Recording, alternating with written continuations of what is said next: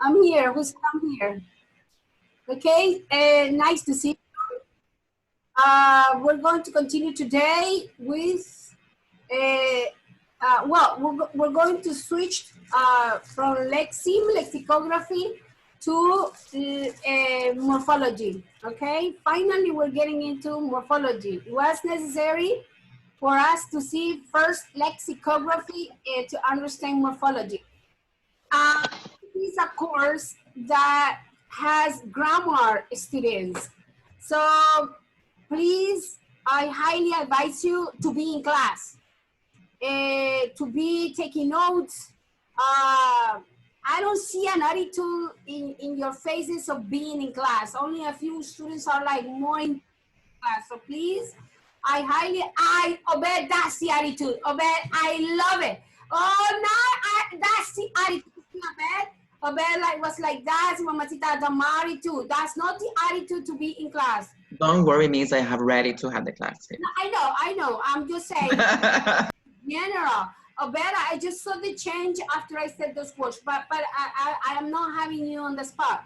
But the point is that I had devoted like 5 hours only on studying for today's class. Imagine, and I know these already. So you have to devote time to study. If I ask you, and I'm not gonna ask you, but if I ask you, um, how you have, do you happen to download the presentation and do you analyze the content of it? Many of you will say yes, and I will be very happy to hear that those yes, but I'm gonna say yes, those yes, and those people say yes better, and I will be a little bit disappointing hearing disappointed, sorry, hearing people say no. Why? Because you are taking other courses. Yes, I'm teaching 5 courses. Okay, let me see, 4. I'm teaching 6 courses. I'm teaching 4 of the English program, and I'm teaching 2 of preschool. Okay, besides I take online courses too, because I'm studying and you know it. Okay, besides I gotta cook, I gotta clean my house, cleaning up, and I gotta do all the house chores.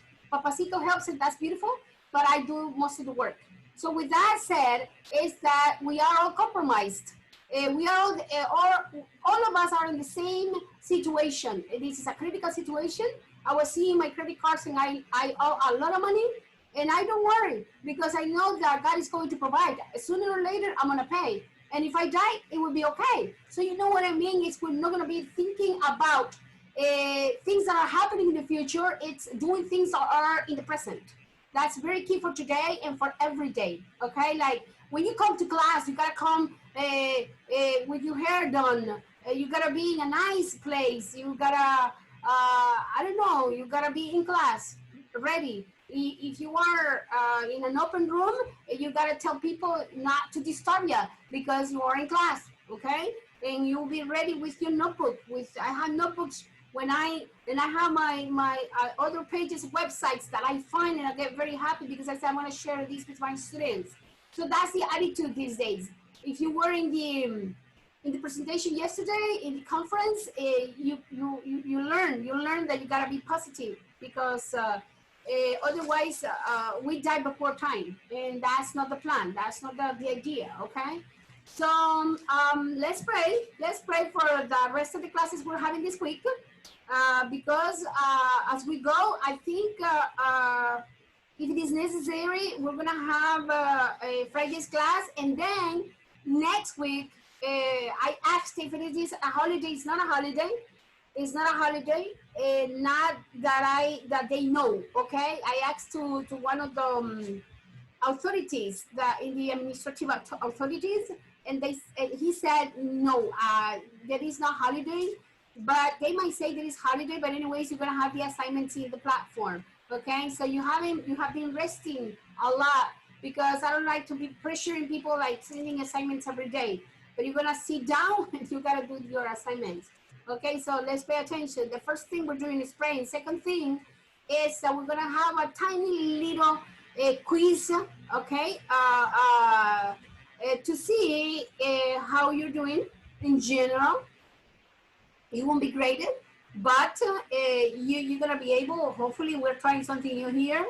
You're gonna be able to press the answers. There are only 5 questions, and you press the answers, and then we'll see what the result of the whole course is. Okay, the whole class, and then we're gonna get into morphology. We're gonna go like around 9:05 because you haven't given me the time of the class. So 9:05, 9:10, and then we're gonna get the frijolitos, okay, later. So let's pray. Dear God, we come to your presence, thanking you for the opportunity you give us through me, to meet through this meeting. And it's so wonderful, God, that in the midst of this situation, we are still fulfilling the academic goals of passing the courses to graduate sooner or later. You are very good to everybody because you have supported us economically, spiritually, mentally. You have been with us all these ever since we started this confinement, and we put in your hands those are still sick, and for those that haven't paid their debts. I'm the first one. Provide for our needs and help us to understand the topic of tonight's class. In Jesus' name, amen. Okay, so good, very good. Let's start with the survey. I'm gonna call it survey for me to find out, or for us, it's a class. We're together, so for us to find out what we know, what we don't know. It's just a few things, and based on that, I could clarify some doubts. Okay, so let's see how this works. Give us some time because it's something new we are implementing in this setting. Okay. So I'm gonna put a questions, 5 questions. So as you see them, you start voting, which means you start choosing the answers, selecting the answers. Okay. The instructions are not there. Those are the instructions. So you see it, right? You see it? Yes. Okay. So vote. Click on there.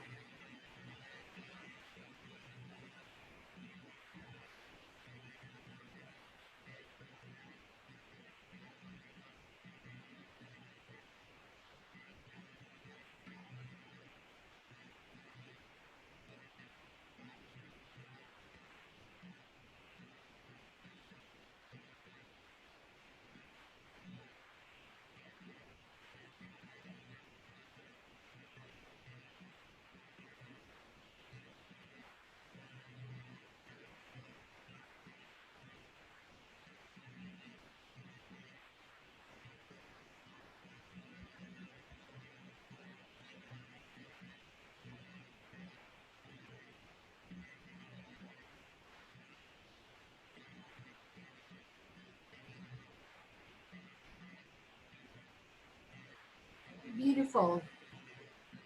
Beautiful. Okay. Nice. Nice. Beautiful.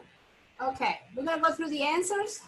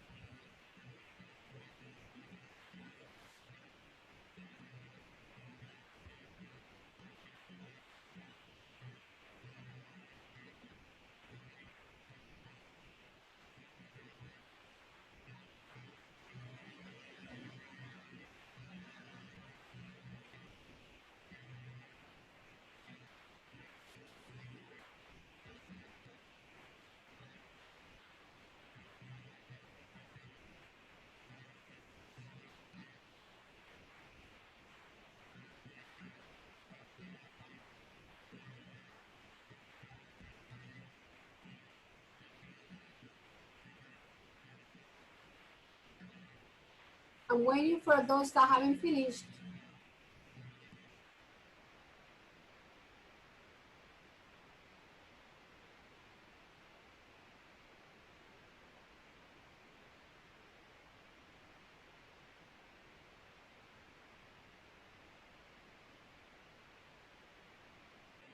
Okay, almost done.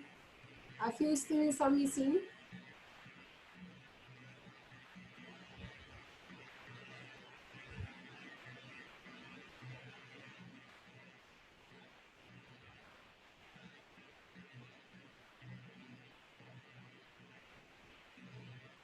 Three students are missing.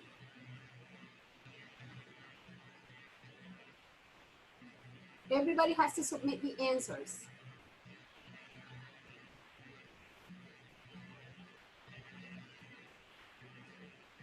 Three students. 20 seconds.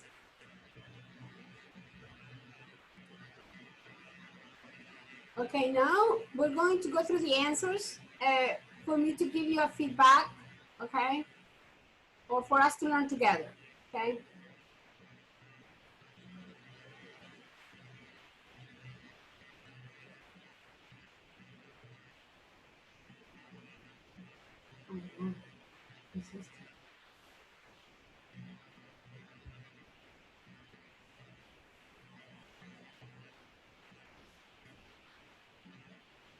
Okay, very good.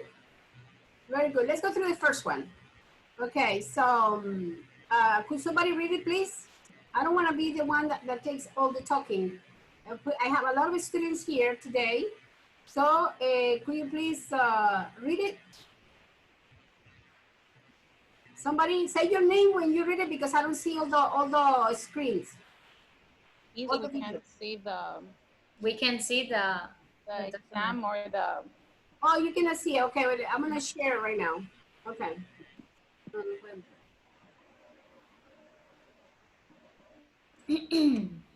Just give us 1 minute. Remember, this is something we're doing today that is new.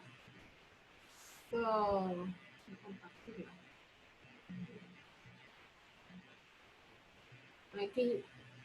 can you see it now? No. No, Kayla? No. We only see No, your miss. screen. You only see my face. You don't see the questions. No, miss. Okay. Let's see how we handle this. Vamos a ponerla, si no, déjame yo voy a ir así.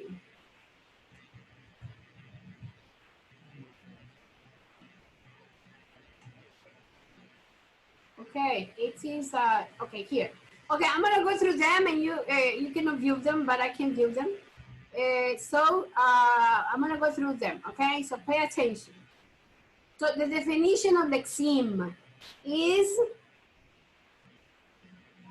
it is the fundamental unit of the lexicon. Remember that we have fundamental units of phonology, being a phoneme. The fundamental unit of phonetics being a phon. The fundamental unit of morphology that we're gonna see today, a morpheme. The fundamental unit of lexicology is a lexeme. So some of you write the total stock of words in a language, and that is lexis. The total stock of words in a language is lexis. Okay, so that's why you fail in your test. So don't forget that the fundamental unit of lexicon is a lexeme. What's the fundamental unit of phonology? It's a phoneme. The fundamental unit of phonetics is a phon. And today we're gonna get into morphology. The fundamental unit of morphology is a morpheme.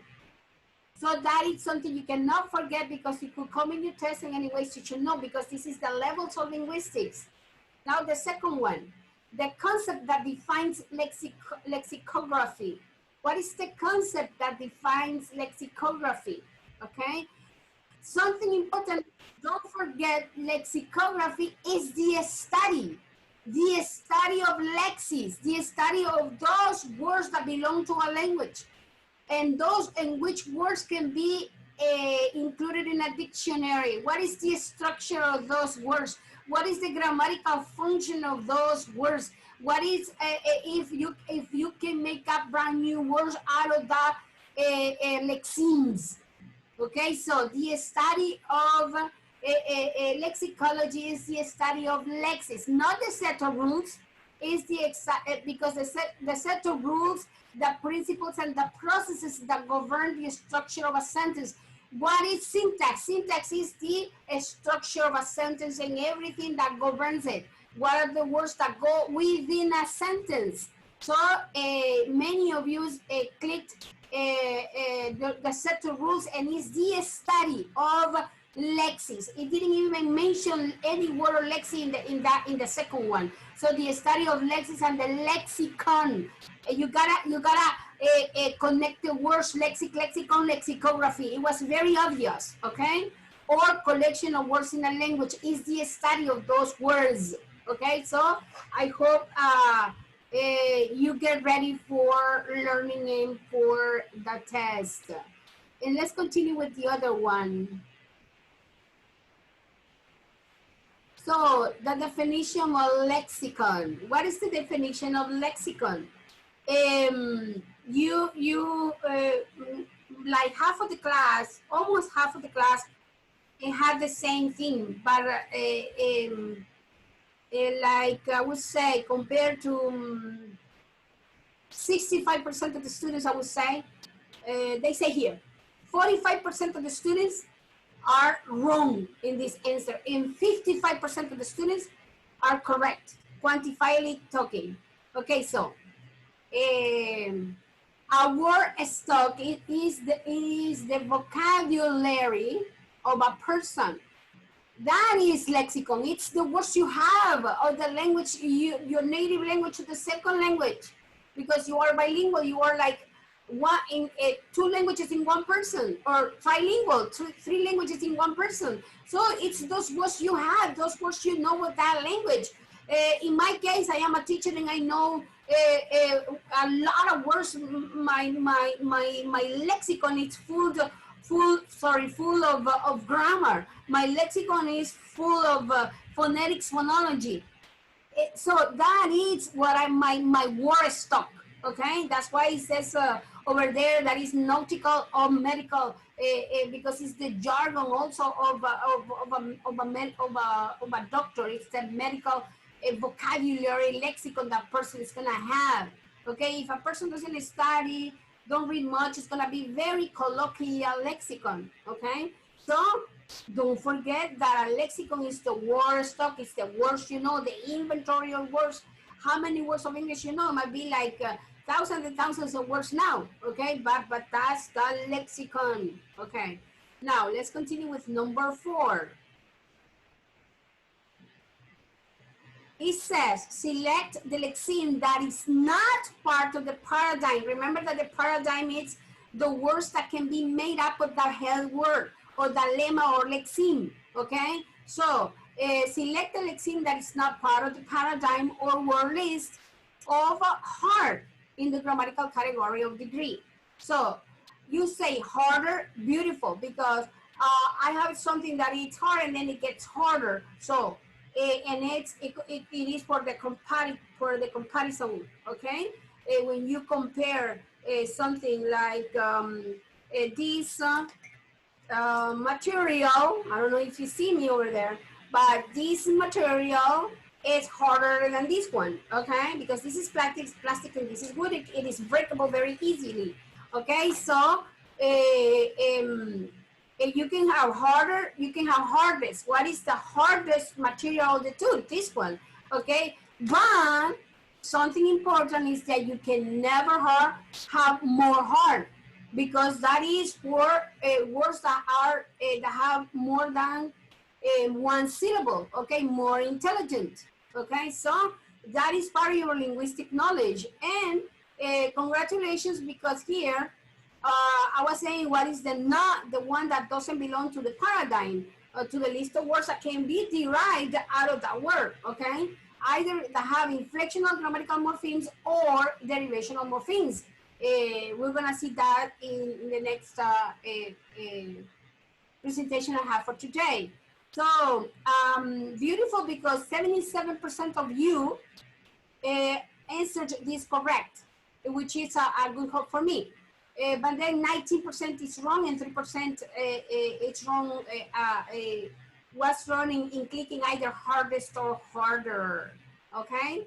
Now number 5 is the last one. Selected lexemes that actually there is a mistake there. Sorry for that. Subject verb agreement. Selected lexemes are not, sorry, that are not a form of the lexeme play, but but they are considered uh, because it's selected lexeme. It's only one, actually, no. It's that there is a nest over there for some reason that I typed, but it's selected lexeme that is not of that a form of the lexeme play, but it's considered a different lexeme. Okay, so it's correct that is, but lexemes is only one. Okay, a different lexeme having its own meaning and lexical category. So what do I mean with lexical category? Can somebody tell me that? What is a lexical category? Lexical category. Lexical categories are the parts of the speech. The parts of a speech, can you mention them? The noun, the adverb, the Adjectives. Adjective. Yeah, I don't remember. yeah, adjective. Articles. The verbs are Adverbs. the conjunctions, adverbs, adjectives, verbs, and Verbs, articles, demonstrative adjectives, pronouns, all of those go in there. But there is one thing that I am going to repeat in my next presentation. Don't worry for that now. So let me see, 65% of the voters, 65% clicked on player, and they are correct. Why? Listen. Play is the head word. Plays, she plays tennis, is the third person singular. So it's an inflectional, like an inflectional category that was added to that lexeme. So we have two lexemes now, one lexeme out of the head word. Now the second lexeme is playing. She's playing basketball. She's playing basketball. Okay, playing is an inflectional, a grammatical morpheme because it has a grammatical function, right? Beautiful. So it's the same paradigm. Now, played, she played basketball. Oh, beautiful. Again, it's the same paradigm. It's a verb that I can add ed. However, in player, what happens with player, it's that player derives a brand new word. Are you with me? It derives a brand new word because in player means the one that does the action of play, okay? It could be a football player, it could be an American football player or soccer player, it could be basketball player, any type of player, okay? Video player, okie dokie. So player, if you it becomes a new lexeme. Why? It's a new dictionary entry. Why it becomes a new dictionary entry? Because I can add to player, I can add, it becomes a noun, right? Out of a verb that I had first in play, now I have a noun. So it's a new dictionary entry. It's the number 2, like the word fly and fly, remember? So now, players, several players. You see, it's a different word that takes S at the end. So that is a new, because it's a new grammatical category that is a noun, not a verb anymore. That's why it's a new lexeme out of the word play. Okay, I'm gonna finalize this, and then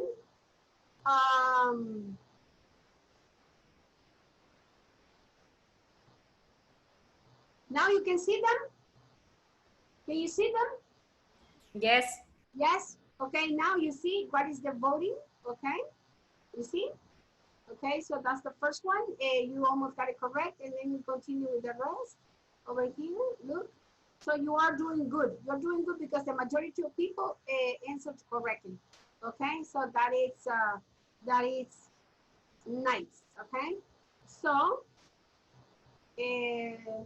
we're going to then. I'm going to share my presentation for today. Very key is that as you hear me, please hear me, pay attention. It's very key to pay attention. We are doing the sacrifice of being in this mode, virtual mode, using our electricity and everything for us to learn. So that's the point. So let's be more attentive. If you have questions, please leave them at the end. We're going to see morphology today, okay? So,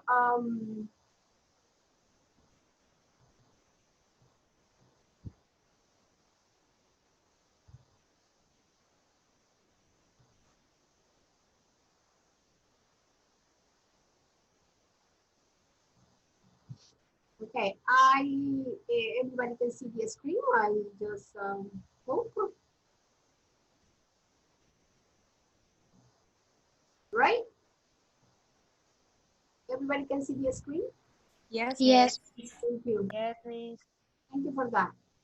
Okay, now, um, morphology. It's our topic for today. Thanks God we are in this college. UPNFM, Centro Universitario Regional, sorry for that, CCDI, San Pedro. I'm the presenter, Ruth Mendoza, and today's date is the 15th, okay? Okie dokie, so. The competencies you are to develop today or as we go doing assignments and other type of learning activities, it's to identify the basic structure of the words, which is the same with the lexeme. This is the second part of the topic we already studied, lexicography. Okay. We are you are to identify the word basic structure. Please open your eyes to this explanation today in your ears. You are to distinguish the word formation in a morphosyntactic analysis done through assignments and classwork after being lectured by the facilitator. Okay, so good. The learning objectives. These are my learning objectives, which is the same I had in the previous presentation. Utilize the linguistic terminology when doing morphosynthetic analysis in the assignment. Identify in a written document there were different types of word formation at that time. And the beautiful thing you have nowadays is internet. When I took this course, I only have a booklet that was deleted. It was a copy, and it wasn't good. And now you have a plethora, means abundant information. You only click words that end in Y, and you're gonna have a plethora, a lot of words ending in your Y. You don't even have to think about them when you do the assignments or to learn new words. Okay. So one is morphology. So I talked about linguistic levels, and the linguistics levels is the phonemic level goes to the sound level when we say t, k, and we learn voicing, and we learn the manners of articulation, okay? Like they are stopped, like it's stopped because the air is stopped when I say the word. So that is the phonetic level. And then goes to the phonology level when there are distinct sounds in the words, okay? Like the word van and fan, two words that sound almost the same, but they have different meaning just for a distinct sound that is the phoneme v and f, okay? Like is sin, and fin. You see the difference? Sin, pecado, and fin, cosa. That is what phonology studies. The patterns of the language, the word stress, okay? When you take phonology, we're gonna learn that. And then moving to a higher level, okay, of the linguistic analysis is the morphosyntactic analysis, morphology level. And we say morphosyntactic, you'll see why. But we go to the morphology level, which means analyzing the word's structure. That is what it says in there. The word structure, how the words are formed up, how they are made up, what are the processes of word formation. Okay, there are a lot of processes, and the process that we're gonna see today, it's the inflectional and derivational process, because there are other processes that we're gonna see. It's the inflectional and derivational process. That means making up brand new words by affixation, because we have affixes, and the affixes are the prefixes and the suffixes. In the English language, has a few affixes that go in the middle of the word. We're gonna see that later, but that's what we're seeing today. The first word process formation is through affixation. That's the first one we're seeing. Okay, so the level of linguistics, which is concerned with the structure of words, how the words are made up, the form of the words, both from the point of view of inflection, which means when we add tiny little morphemes to the free morphemes, to the words, to the lexemes in lexicography, and word formation. When I say smugly, or as I say hotel, okay, or motor oil, okay. So those are words, ways of forming words like compounding. And then it is traditionally located between phonology, because when we add S to the words, when we add ED to the words, when we add ER to the words, which is the degree, when we add the ED for the past tense and for the past participle form for the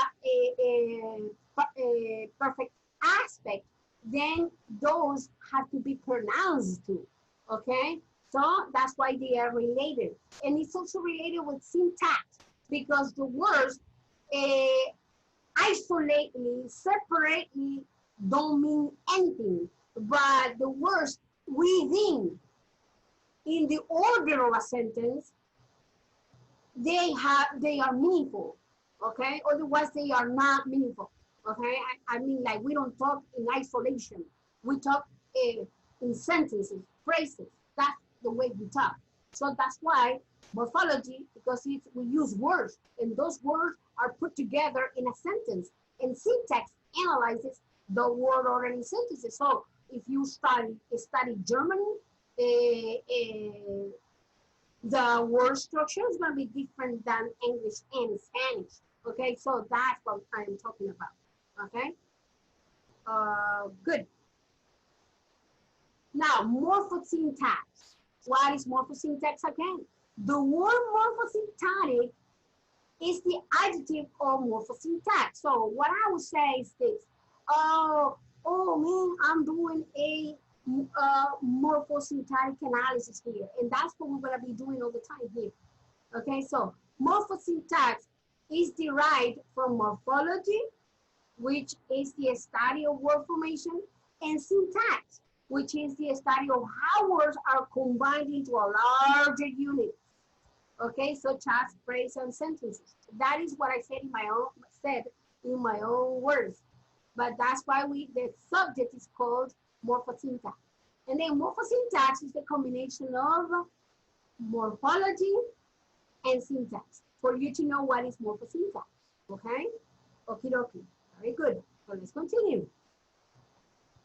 So they are combined, morphology and syntax are combined because they have very close relationship. As we saw the subject-verb agreement as part of the grammatical category of number, we saw that the words that are related to the noun,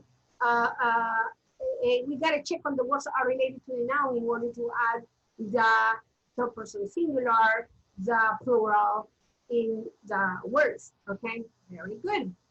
Now, according to Crystal, morphosyntactic is a term in linguistics used to refer to grammatical categories. Remember that the grammatical categories are number, subject verb agreement, degree, when we add ER to the adjective NEST, or when we add the word more for the ones that have more than one syllable, for the adjectives that have more than one syllable. We refer to voice, active and passive voice. We refer to tense, the present and past tense. We refer to aspect, that is the progressive and the perfect aspect. We refer to mood, how we say things, okay? You know, saying, tráeme agua, get water for me, instead of saying, please bring water for me. Could you please bring water for me, which is that command. That's mood. Or a question, okay? Or a question. Is there water somewhere that you could bring for me, please? That's a question. That's the mood, okay? We say things when we speak, okay? And the properties for whose, and there are more that you have already at least in this material uploaded in the platform. And if you don't study, don't divorce the first topic from these topics. You can't divorce them. You gotta study everything. And if you haven't taken the time, as you take the time to read other books, you are not going to succeed. Like you are, I want everybody to pass the class, but you could pass it only with 65, which is not good in this time, okay? So read everything that I have uploaded for you to keep in mind everything that I continually say. Okay, so grammatical categories are properties for whose definition, criteria of morphology and syntax both apply as describing the characteristics of words. So that is what Crystal says, which is similar to the definition I put up first, but it's good to have different opinions. Now, that's morpheme. Sorry, that's morphology. But what is a morpheme? I repeat this. The fundamental unit of phonetics is a fundamental unit of phonology is a phoneme. And the fundamental unit of lexicography is a lexeme. And the fundamental unit of morphology is a morpheme. Everything is related, as you can see. It's the different levels of the language analysis. You analyze it to the first level, it's the phone level. The phonemic level, when you teach children how to read and write, you gotta teach the sounds first. That's the first level. The emergent level of reading. Okay, and then you continue on until you get to the words, and then the words within sentences. That is what we're talking about. Okay, so we are becoming teachers. So morpheme, it's a meaningful linguistic. Listen to this. This is very key to understand. A morpheme is a meaningful linguistic unit. What you add to the words have to have meaning. Everything you add to the base words, or to the root, or to the stem, they have to have meaning. And in this case, to the morphemes. In lexicography, they were called lexemes. But in here, we have free morphemes. And the free morphemes is all the words. Even this article. This article. Over here, it's a free morpheme. Because it's an article. It's an indefinite article. Okay? So, what is a morpheme? A morpheme is a meaningful linguistic unit. We're going to see the examples, and I want you to understand, what is meaningful linguistic unit over here that I am overemphasizing when I provide the examples. Okay, so this meaningful linguistic unit consists of a word, okay, such as dog in this case, dog. Or a word element. And the word element here is a nest. You see? And this is a meaningful unit when I add it to the word s.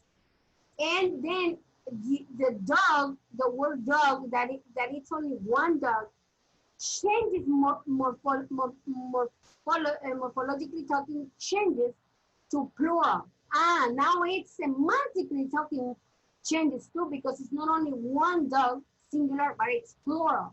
And that I added is meaningful because it means plural. That is very key in the English language, okay? In Spanish, we have two, like lapis, lapises, okay?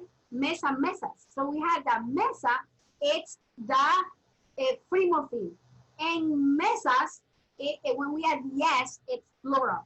So similar to English, S, okay? And you know the rules about the S, that is 3 types of phonemic endings, like is, z, and we have is, okay? Z and is. So we have the S, the Z sound, and the is for okay? Very good. We are doing okay, I hope. I'm going slowly. So S at the end, dogs that can't be divided into a smaller meaningful parts. That is dog, dog, dogs. I have in the word dog, I have one morpheme, and that morpheme is free. It's like we call in lexicography the head word, the lexeme. But I add S, then I have another morpheme added to it. So the word, this is important because you're gonna count the morphemes in the words. The word a dog, that was only one, having a yes, then it's dogs, it has 2 morphemes. One morpheme that it's free, and the other one, that's why I kept saying inflectional categories we added. So in the when I add yes, it's inflectional. Why it's inflectional? Because it has a grammatical function. And what's the grammatical function? It's plural. Is that clear? That it's number. Okay. So when I say that I am, this is a morphemic change. Okay. So I use this adjective. Now, what are morphemes? Again, are commonly classified. This is very key. This is what I was saying. They are commonly classified into 2. Free morphemes, which can occur as separate words. Like here, I'm gonna count for you only in this section. In this section, I'm gonna count the morphemes that are here. The ones that are free morphemes, okay? So I have morpheme 1. This is not free because it cannot stand by itself. 1, 2, 3, common. I cannot count this one because I am adding it, so it's not a free morpheme, okay? And then classify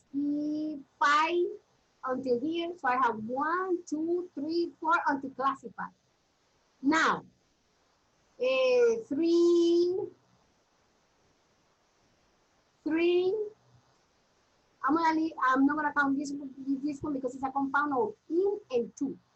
Okay, and then 4, 5 here. Now, I'm gonna count these same words. Pay attention. I'm not seeing you, but I hope you're seeing this. I'm gonna count this with the morphemes attached to it.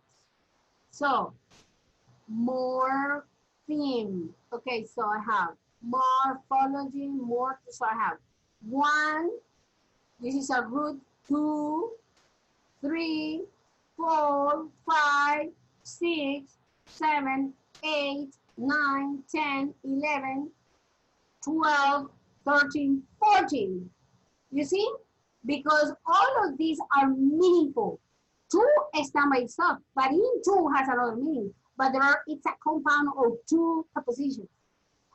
That is what I want you to pay attention to, okay? So the free morphemes are the words that stand by themselves. Like the word play stand by itself. It's a free morpheme. Now, if I add ER to that word, player, then the ER doesn't stand by itself. Okay, so it's a bound morpheme. The only difference between that with the plays, she plays tennis, third person singular, is it's an inflectional grammatical morpheme. And the ER, it's an inflectional derivational morpheme. Why? Because it derives a new word that has a separate meaning. And the other one derives a new word, but it has a grammatical function. I hope you understand this. We're saving this. I think we are recording this one, but please pay attention anyways, okay? And bound morphemes are the ones that cannot stand alone as words. If I take this S out of here, by itself, it's only a font. That's it, no more. Doesn't mean anything, okay? But the word, if I take this off, and the word stands by itself, which means palabra, okay? Now, let's see this. We're gonna get into the examples now, okay? We're gonna get into the examples now. So, the composition of the word morphology. Look, the composition of the word morphology. I'm gonna finish the class with these examples, and tomorrow we continue, okay? So, morphology, morph. Morph means form or shape. Form or shape. And ology means a study of. So morphology is the study of words, okay?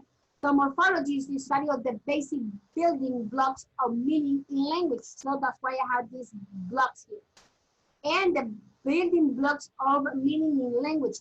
That means that if I add to a free word a nest, then I am building a brand new word.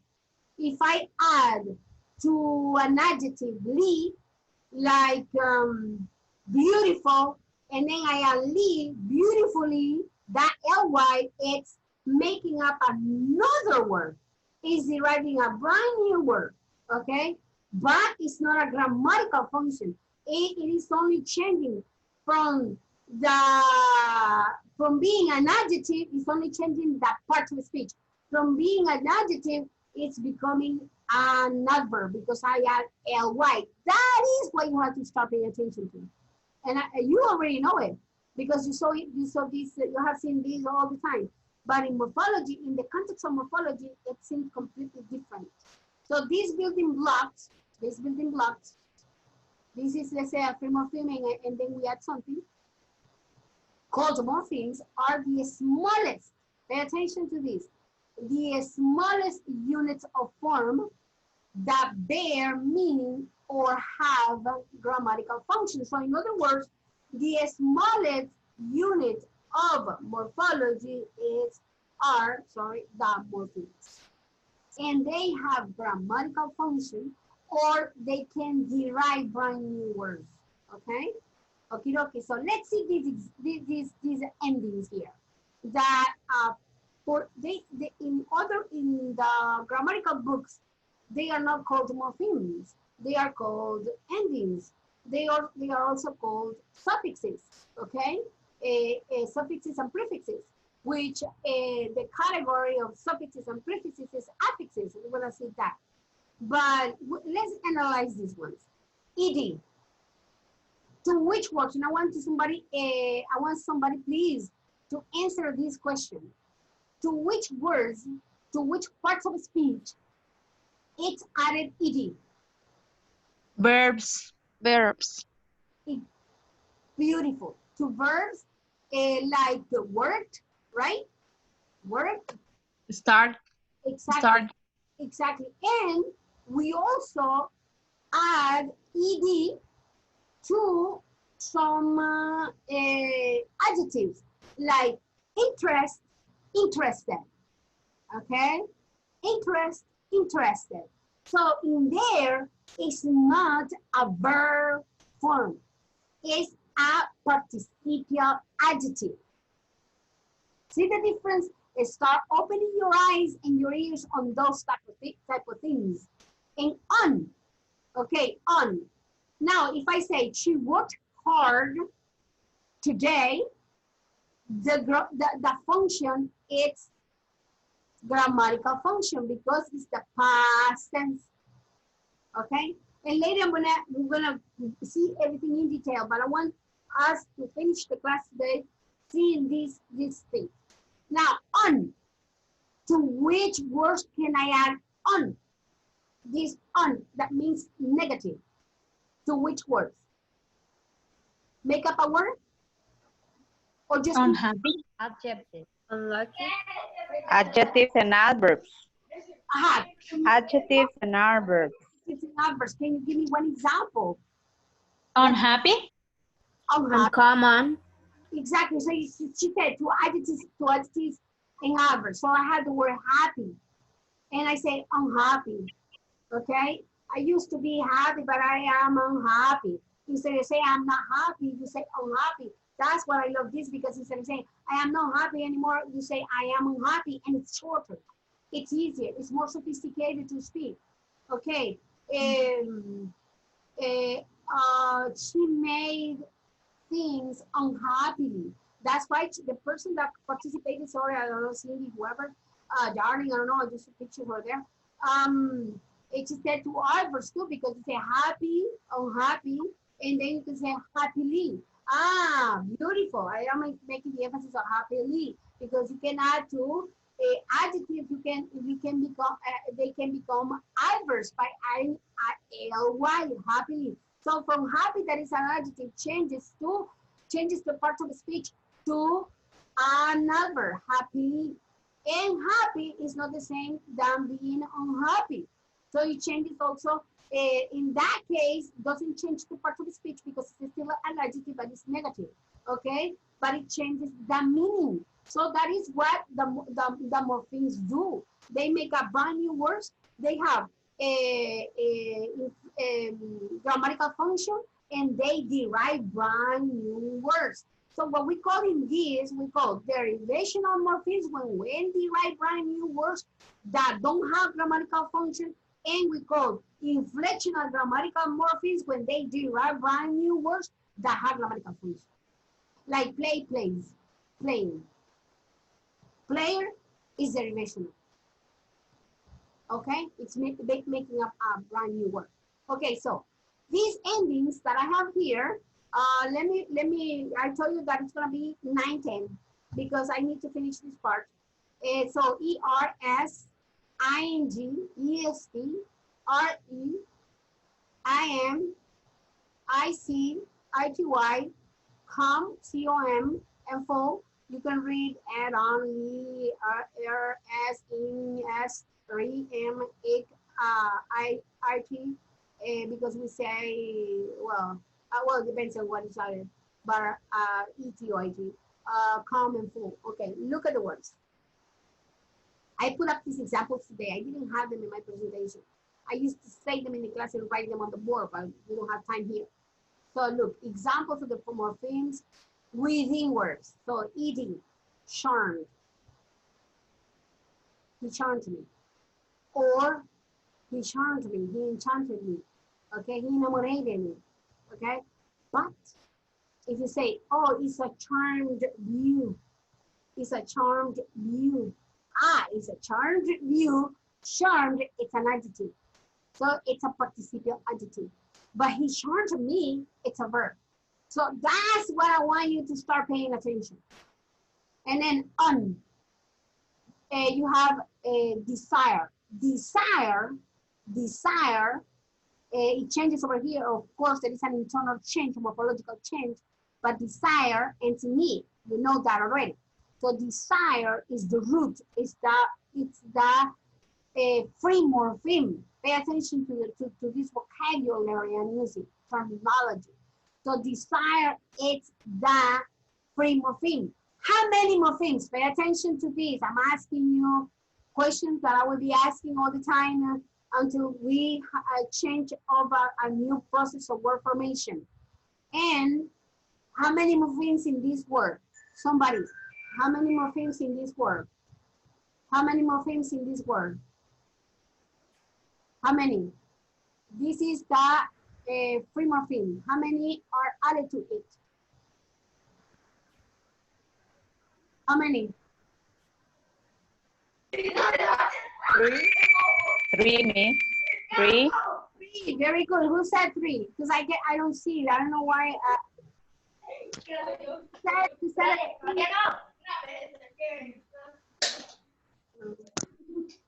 thank you for the person that said when you participate, I don't know if it was Darlene that said it, but when you participate, say your name, please, because I don't know the person that it's over, but Darlene, you just said it, right? Okay, beautiful. So, look, this is your primo theme over here, desire. Then you have desirable, and then you have undesirable. Look at the difference. When something is desirable, oh, she's a desirable woman. But then she's undesirable. You see, even the mood, it's different when you say it. Okay? So it changes completely. Changes, this is still an adjective. When it's desire, I desire you, I wish you, it's a verb. But then you say desirable, it's an adjective. And then undesirable, it's part of the same. It's an adjective, but it changes the meaning. So semantically talking is different. Now, Lee, desirably. You see, I made up a brand new word out of the root desirably. Now, transformer. I have, what is the root of this word? What is the head lexeme? The head, I said the head lexeme because I want you to spot the free morpheme that in morphology is called free morpheme. What is the head morpheme over there? Transform. Form. Form. Form. Yes, I love it. I love it. It's form. Very good. It's form. And then awesome. Everybody like this. You are hard yourself. Okay. Very good. It's form. And then that way we start counting the morphemes, and then we say former, transformer, beautiful, beautiful. Okay. But ER, it doesn't only work like that. That is becoming, it's making up a brand new word. But in here, boxer, you have the word box, right? And then boxer is the person that do this activity of boxing, right? So a boxer, it's a person that does the action. So you see in here, it doesn't have any grammatical function. Does it have grammatical function here? No. Does it have grammatical function here? No. It's only making up a brand new word. But the word bigger, okay, the word bigger. Let me see. I'm gonna show you something blue for you to understand how that works. Okay, you can see me, right? So here, two clips. This clip and this clip, okay? So this clip, it's bigger than this clip. This is a long clip. I don't know if you get to see it. I'm gonna put it here. Okay, you see it there because it's black. It's black. Okay, so this is a clip that is big, and this is another clip that is big. But this orange clip is bigger than the black clip. Okay, so when I compare its degree and a grammatical category, it's ER, it's degree. So in there, it's not deriving a brand new word just like that. It's a grammatical, morpheme because it's deriving a new word, but it has a grammatical function. This one does, in this one, no grammatical function, no grammatical function, no grammatical function, no grammatical function, grammatical function, and grammatical function. In the English language, this is very key. In the English language, there are only 8 inflectional grammatical morphemes. That means that the rest are derivational, so it's going to be very easy for us to do the analysis, okay? Now, before we go, I didn't write this, but it's, I was going to add here, but I didn't type it, but it's ER, meter. And I want you to know that the word meter,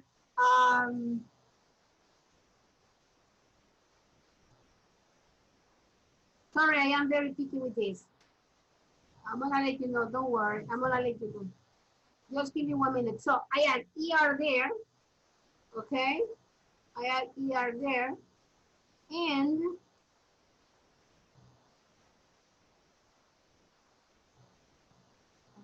can you see the presentation?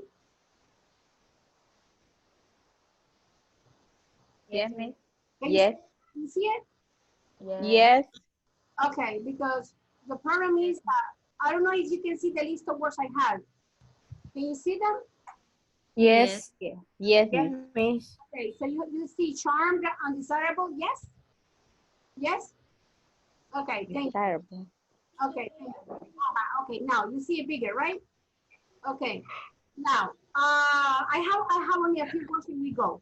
So boxer, bigger, and meter. I didn't highlight it right now because I didn't have time, but meter over here, it's a primo thing. Over here, it's the primo thing and the ER that is added. Primo thing and the ER that is added. But over here, the ER is not making a brand new because ER belongs to the word. It's part of the word, okay?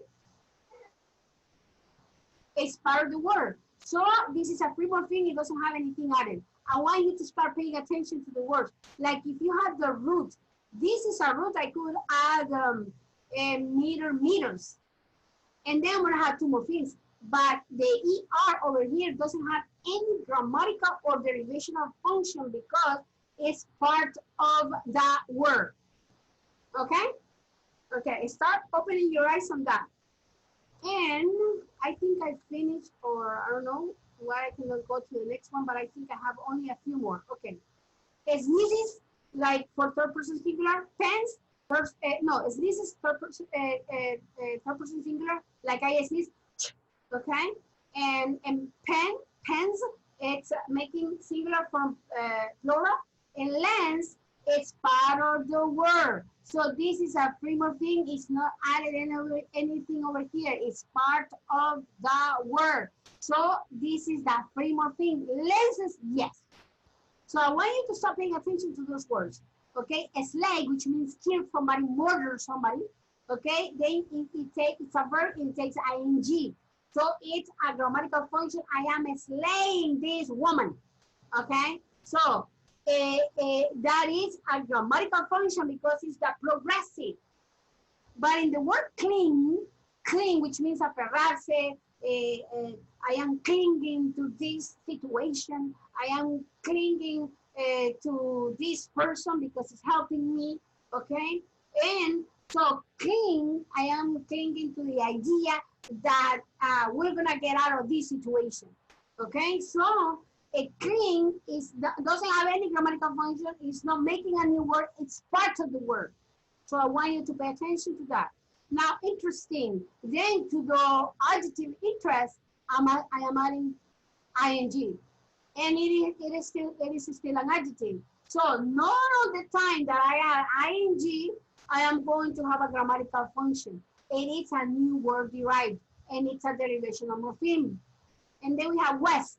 West doesn't have any grammatical function in there. West is est is part of the word, but here, yes. The small, okay.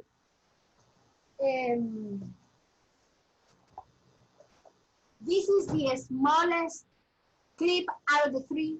You already saw the other two. This is the smallest one. Okay, so you see, it's a clip if you don't see it because of the background. But smallest, greatest. So over here, est, you are comparing its degree, its grammatical function. Okay, good. And this one easy for you. Present, represent. Patient, magnetic. Passive, passivity. Pressure, compression. Forgetful, frightful. Okay, so these are easier to notice, right? Because they have these, when you have the root, when you have the lexeme over here, but it's in lexicography, but in morphology, when you have the free morpheme over here, that is a magnet, and then you add I see, then you know that magnet, it's a noun, and magnetic, it's an adjective. So you gotta start paying attention to what part of speech is when we add, like passive, it's an adjective. It's a passive person. And then when you add ity, passivity, you gotta start learning of that. Passivity becomes a noun. La pasividad con que hace las cosas, the passivity that this person does things. Okay? So you see, impression, compression. That is something that is done with. Okay? And forget that it's an adjective, a verb, and then it's forgetful becomes an adjective, right? That it's verb too, and when you have full, because an adjective. So you start paying attention to these tiny morphemes that are added to the free morphemes, and these are called bound morphemes. And tomorrow we see free morpheme, bound morpheme. Thank you for your attention. Thank you very much. Please don't go without saying goodbye. I see you tomorrow. Bye, Miss. Thank you. Bye, Miss. Bye. Bye, Miss. Bye, Miss. Thank you. Good night, Miss. Bye. Bye, Miss. Bye. Thank you. Thank you. Thank you. Night. Harita, what else? Good night, Miss. See you Bye. tomorrow. Bye, Miss. See you tomorrow. See you tomorrow. Thank you, Bye. everybody. Bye, Miss. Don't worry about anything. That is up to us. Okay? A city, it's a big